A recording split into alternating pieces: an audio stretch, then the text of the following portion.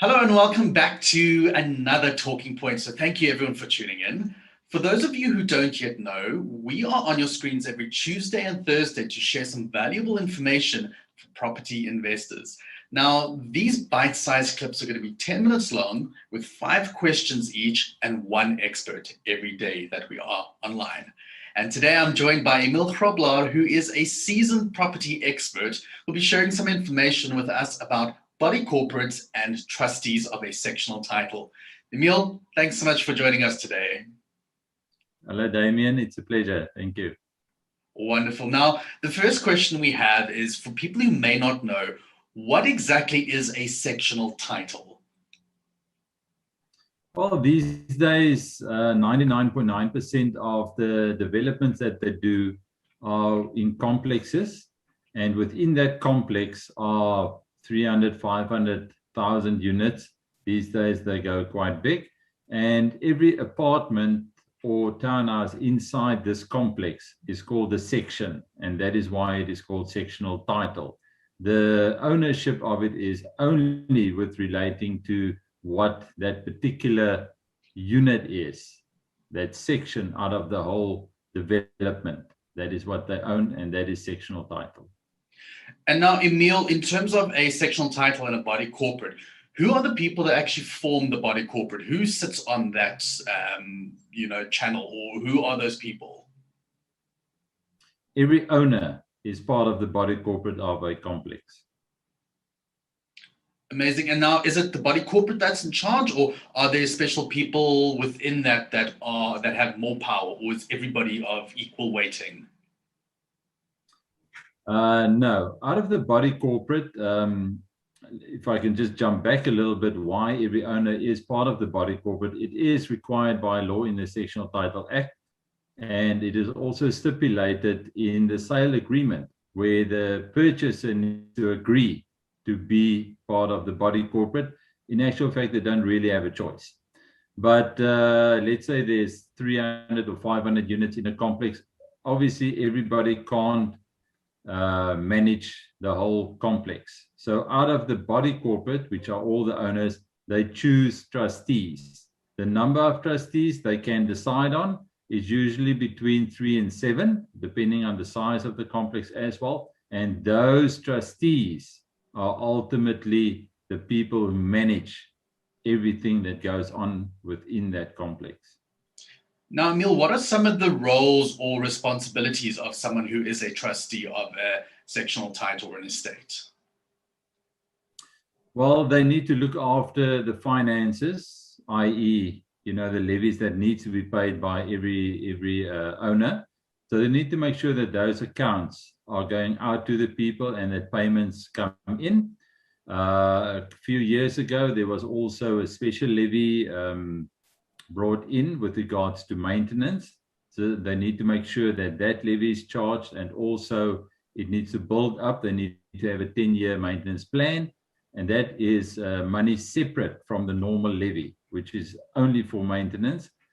After that, they need to look after all the general areas within the complex or the estate.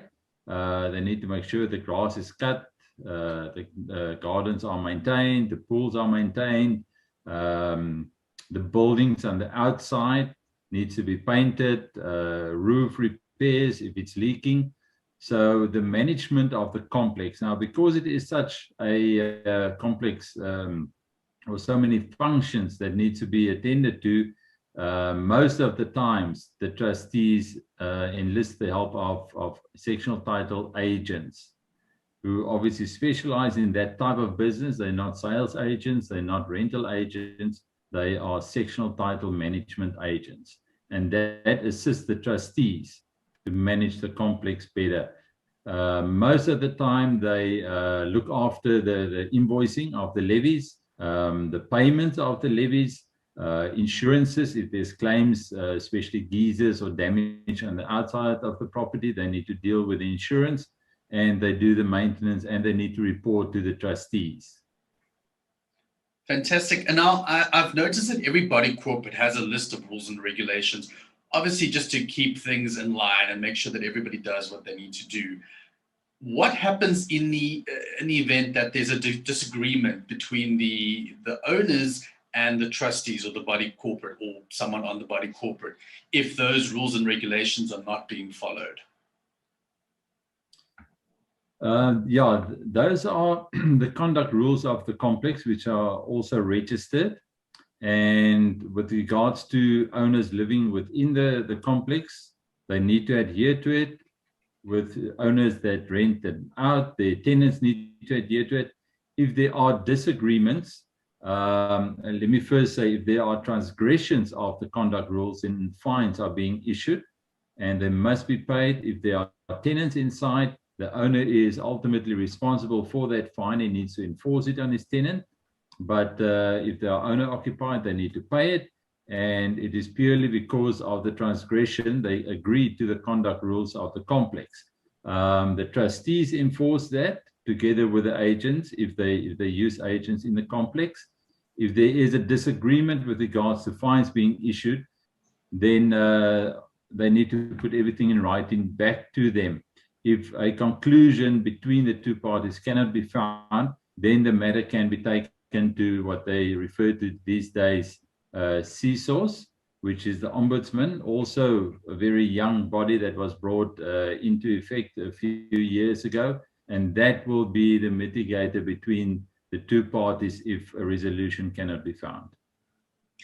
And last question we have, Emile, is in terms of those rules and regulations that the body corporate has in place, you mentioned that they are registered. Are these standard across all sectors or all different sort of estates, or can each trustee group or body corporate mold that according to their own requirements for that estate? Yes, they can. There is a standard set that they take each new complex and they can change it according to their own conditions. But it must be within law, of course. They can't put anything which is in breach of any other law of South Africa. So there is a standard rules, body of rules available which are being used and then just a little bit changed according to what the conditions are and type of complex and what they require within the complex. Amazing. Emile, thank you so much. Those are our 5 questions. Now, if anybody wants more information about a trustee or a body corporate or their rules or what their responsibilities are, how can they get more information? Well, they need to register as a subscriber on Wealth Masters. If you are a subscriber, it's completely free. You will get our times, the informational emails that we send out.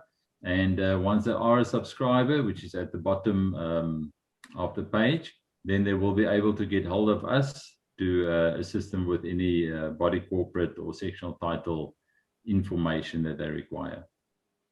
Fantastic. Thanks so much, Emile. And if you want to find out more about property investment, then I suggest you register for our free webinar, which is going to be on the 10th of April. So you can register by going to www.wealthmastersclub.com, and there will be a little box in the top right-hand corner where you can register. We'll have that link along with the link that Emile spoke about in the description below. So we'll see you there on the 10th of April, and we hope to hear more from you guys. Thanks so much, Emile. We appreciate the time. It's a pleasure. Thank you, Damien. Cheers, everyone. Bye-bye.